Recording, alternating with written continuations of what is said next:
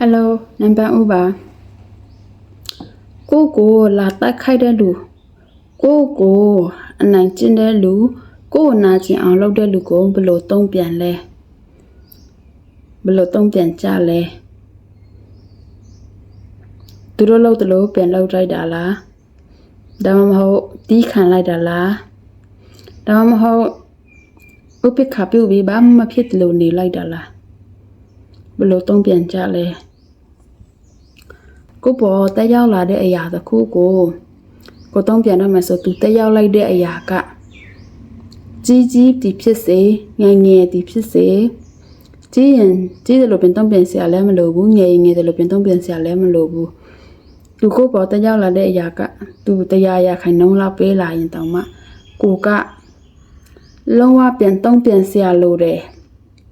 မခံစားနိုင်ဘူးသူပြောတဲ့တချို့စကားလုံးတွေကထိတယ်ဆိုရင်အမှသူပြောတဲ့စကားလုံးတွေကထိတယ်ဆိုရင်တေချာပြန်စစ်စား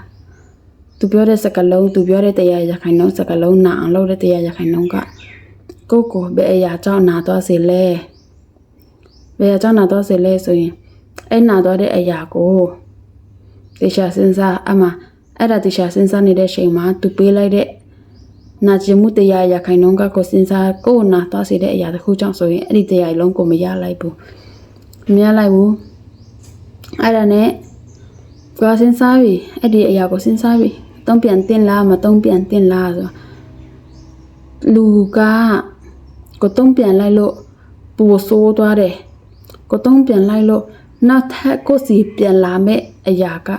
ပိုကြမ်းတမ်းသွားနိုင်တယ်ပိုပြီးတော့မှဆိုးသွားနိုင်တယ်ကိုစိတ်ကိုပိုထိခိုက်သွားနိုင်တယ်ဆိုရင်အဲ့လောက်ပဲထားထပ်မတုံးပြန်နဲ့အဲ့လိုမဟုတ်ဘူးကိုတုံးပြန်မှစိတ်အေးမယ်ပြီးကိုပြောလိုက်လို့လည်းအဲ့အရာကပိုဖြစ်လာတာမရှိတော့ဘူးပြီးသွားတယ်ဆိုရင်တော့ပြောလိုက်စိတ်မစင်ရဲဘူးတကယ်လို့အကိစ္စနဲ့စိတ်ညစ်တယ်စိတ်ရှုပ်တယ်စိတ်စင်ရဲတယ်မရှိဘူးဆိုပြောလိုက်လောက်ပြလိုက်နောင်တမရဘူးဆိုရင်ပေါ့လောက်လိုက်လို့နောင်တမရဘူးကိုလည်းအမျိုးအမားတယ်လို့မခံစားရဘူးဆိုရင်လောက်ပြလိုက်ဒါပေမဲ့ရှင်းမလောက်ခင်တေချာစဉ်းစားပါတော့သူပေးလာတဲ့အရာကကိုပြန်တုံးပြန်ဖို့တန်လားအဲ့ဒီလူကကိုရဲ့တုံးပြန်ရှင်းနဲ့ထိုင်လို့လားအမျိုးပြီးရင်တုံးပြန်ရင်လဲသူလို့တလို့မျိုးမတုံးပြန်နဲ့တုံးပြန်ရင်ပညာသားပါလက်ခါရှိအေးဆေးနဲ့တုံးပြန်သူကပောက်ကွဲလာရင်လဲပြန်ပောက်ကွဲစရာမလိုဘူးကိုကအေးဆေးပြန်ပြောရမယ်အမေသူပောက်ကွဲတယ်လို့ကိုပောက်ကွဲလိုက်ရင်လဲ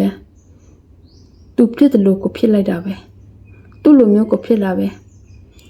အကြောင်းအေးဆေးပဲတုံးပြန်ကိုဘတာကိုတေချာစဉ်းစားအချိန်ပေးနော်အဲ့ဒါပြောရှင်ပါတယ်